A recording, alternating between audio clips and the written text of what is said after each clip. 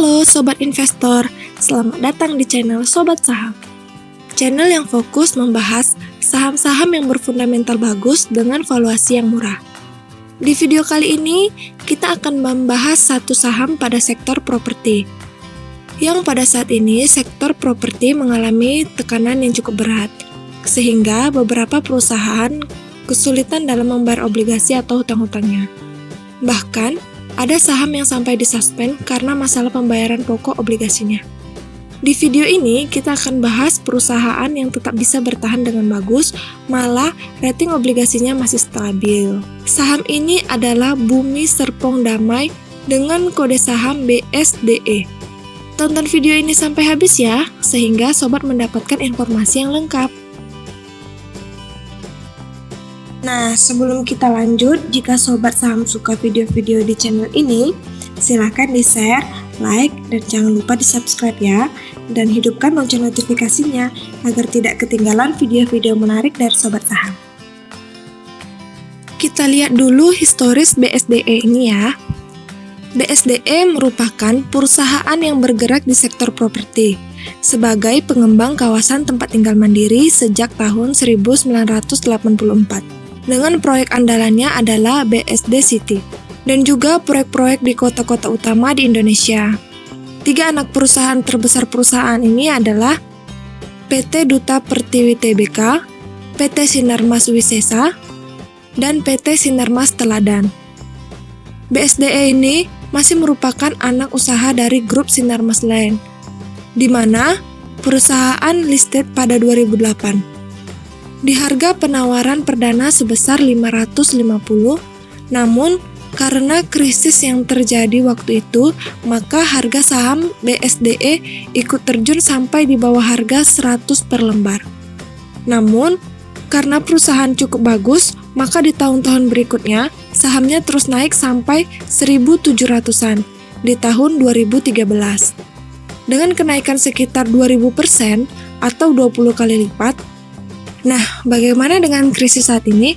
Apakah BSDE akan bisa kembali naik banyak setelah krisis berakhir? Ini menjadi hal yang menarik untuk kita lihat.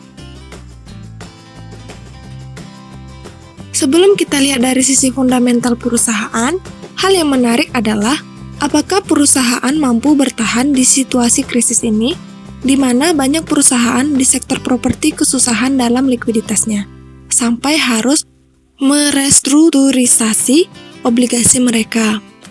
Contoh yang baru saja terjadi yaitu Motherland Realty dengan kode saham MDLN yang sahamnya sampai disuspend dan baru dibuka kembali beberapa hari lalu setelah berhasil melalui proses rapat umum pemegang obligasi atau RUPO. Namun, bukan berarti perusahaan sudah melewati masa-masa sulitnya, karena mereka masih harus tetap membayar pokok obligasi tersebut. Hanya waktu pembayarannya saja ditunda menjadi tahun 2021. Oke, kita balik ke BSDE. Untuk melihat apakah BSDE sehat, kita mesti lihat hutang obligasinya. Berapa besar hutangnya, dan apakah BSDE memiliki uang yang cukup untuk membayarnya. Kita akan memakai data laporan keuangan kuartal 1 2020, di mana obligasi BSDE itu datanya pada laporan keuangan ada di liabilitas jangka panjang. Kita bisa lihat hutang obligasinya, yaitu sebesar 14,6 triliun. Sungguh besar ya. Kita cek detailnya. Obligasi BSDE yang 14,6 triliun ini dibagi menjadi 8 bagian ya, yaitu BSD 1, BSD 3, di mana BSD 1 sudah lunas dan BSD 3 masih ada 650 miliar dengan jatuh tempo Juni 2023. Kemudian Senior Notes GPC 1 sampai GPC 6, di mana secara total pada tahun 2021 BSDE mesti membayar GPC 4 dan GPC 5 sebesar 4,8 triliun, yaitu tahun depan ya. Dan GPC 2, 3, dan 6 itu jatuh tempo di 2023. Ada yang di awal tahun dan ada yang di akhir tahun.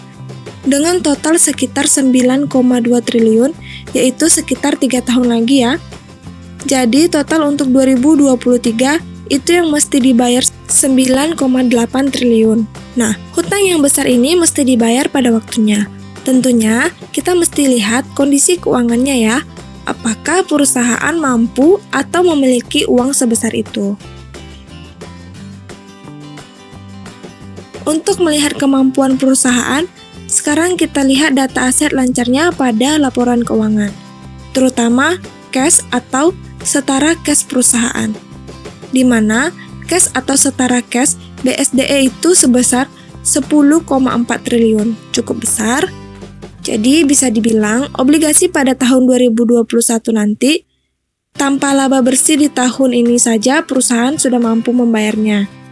Di mana tahun 2021 itu obligasinya sebesar 4,8 triliun. Sehingga bisa dibilang setelah membayar obligasi di tahun 2021 masih ada sisa 5,6 triliun. Jadi, untuk membayar obligasi di tahun 2023 itu BSDE perlu mencari sisanya sebesar 4,4 triliun.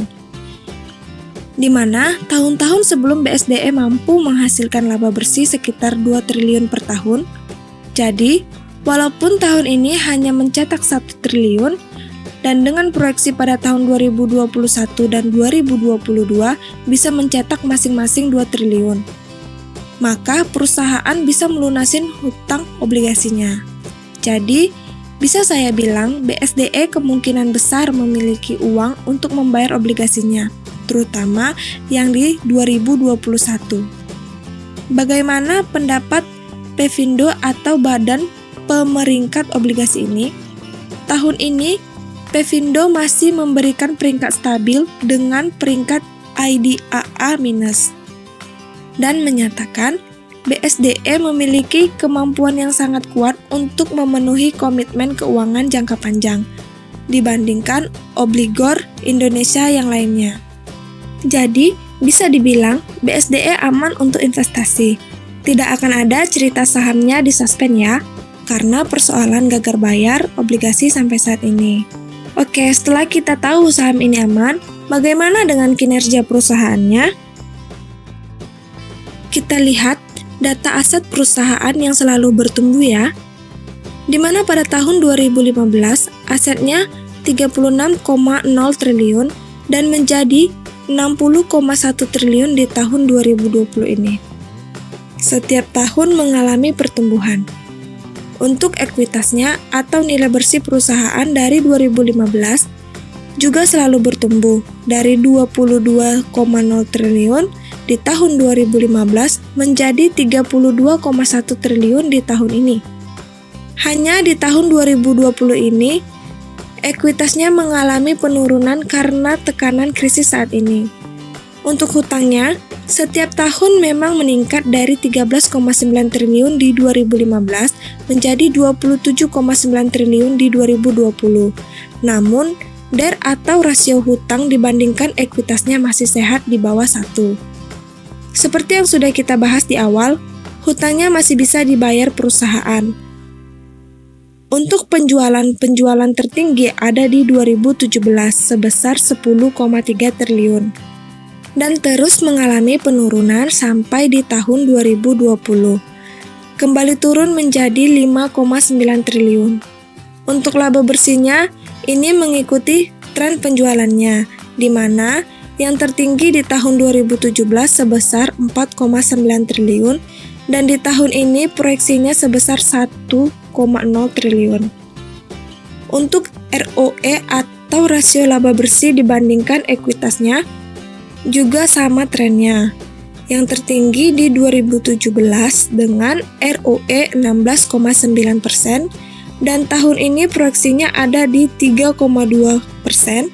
Sangat rendah dan ROE ini akan naik jika perusahaan mampu kembali meningkatkan laba bersihnya.